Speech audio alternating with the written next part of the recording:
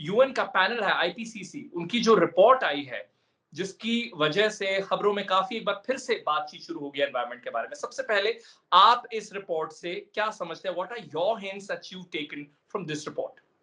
धन्यवाद अरुण। तो सबसे पहले तो एक बहुत इंपॉर्टेंट चीज जो इस आईपीसीसी रिपोर्ट से निकल के आती है वो ये है कि अब इफ एंड बट और मे बी से काम नहीं चलने वाला है। कोई शंका नहीं है कि क्लाइमेट चेंज है या नहीं है।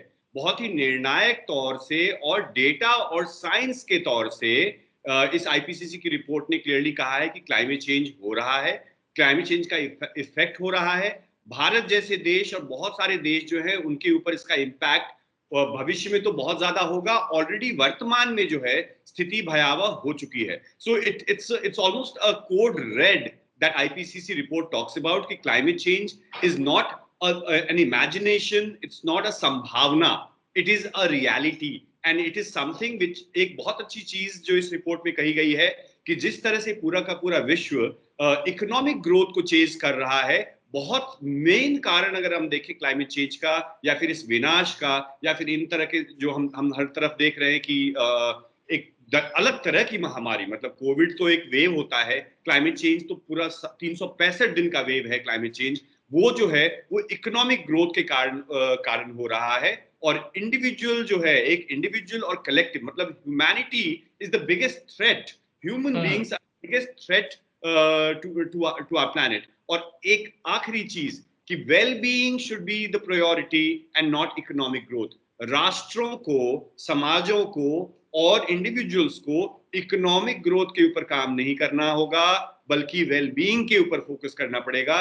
तभी हम इस चीज से निकल रहे हैं। और इस रिपोर्ट में बहुत अच्छी चीज ये है कि बहुत अलग अलग तरह की सिनेरियोज बिल्ड की गई है कि अगर आप ऐसा करेंगे तो ऐसा होगा और उसके लिए डेटा है, और आप नहीं करेंगे तो इस कदर स्थिति खराब हो सकती है। तो 1.5 डिग्रीज के बारे में जो कि एक टारगेट है जो अब हम 20 साल में ही पूरा करने वाले हैं। इन द सेंस हम हमारी स्थिति पहले जो 40 साल में या 50 साल में खराब होने वाली थी वो 20 साल में ही खराब हो जाएगी। That's the best case scenario that we are talking about. And worst case scenario is कि अगर हम अभी भी नहीं सुधरे तो 4.4 डिग्रीज जो है टेम्परेचर राइज होगा हमारे प्लैनेट का, और उसका असर जो है हमारी आबो हवा, हमारी कार्बन सिंक, हमारे जंगल, हमारे समुद्र, हमारी नदियां, सबके ऊपर पड़ने वाला है। ये भी कहा गया है कि भारत के बहुत सारे शहर तो पानी के नीचे डूब जाएंगे। विमलेंदु, यूएन सेक्रेटरी जनरल ने यह भी कहा, there is no time for delay and no room for excuses. India एक बड़ा देश है और जहां पर एमिशन की बात हो हार्मफुल गैसेस की, तो हमारा नंबर टॉप 3 में आता ही है।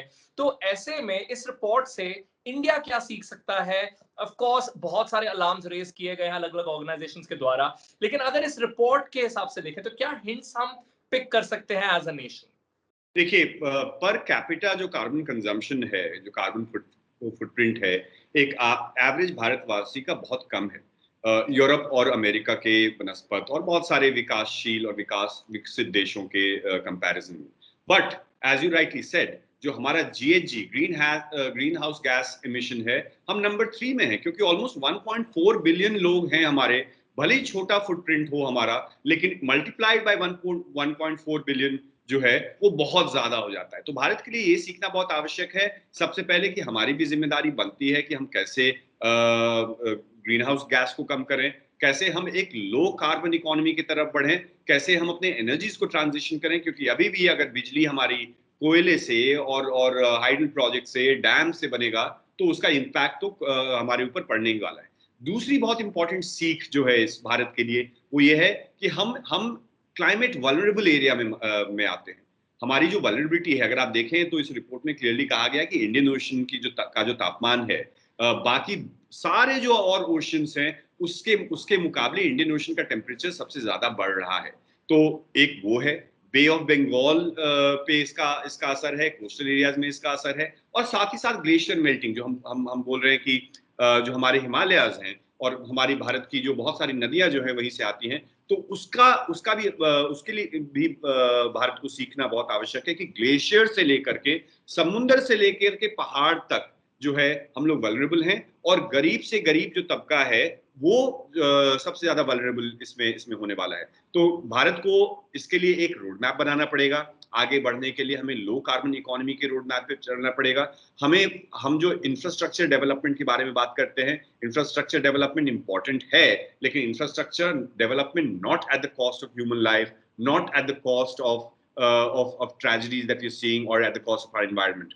और बहुत इंपॉर्टेंट चीज, हमें चीजों को कनेक्ट करना बहुत आवश्यक है कि क्लाउड बर्स्ट अगर कल भी देखें तो आप हिमाचल प्रदेश में दुर्घटना हुई है, हमने क्लाउड बर्स्ट उत्तराखंड में देखा, हमने एक्सट्रीम हीट वेव्स देखे भारत में बहुत इलाकों में, हमने 2018 2019 में एक्सट्रीम फ्लडिंग देखा केरला में। तो ये सारी चीजें जो है वो आइसोलेटेड इवेंट्स नहीं है, these are all events that link towards climate change and everyone will have to connect the dots. So attribution that it is not, ऐसे ही अगर बारिश हो रही है तो इसको हम सिर्फ एक बारिश और सिर्फ बाढ़ कहेंगे तो हम उसकी जिम्मेदारी, उसके पीछे के साइंस को नहीं समझ पाएंगे। हमें क्लाइमेट चेंज को इंटरकनेक्टेड वे में, कॉम्प्रिहेंसिव वे में, कलेक्टिव वे में एंड रिस्पॉन्सिबल वे में समझना बहुत आवश्यक है।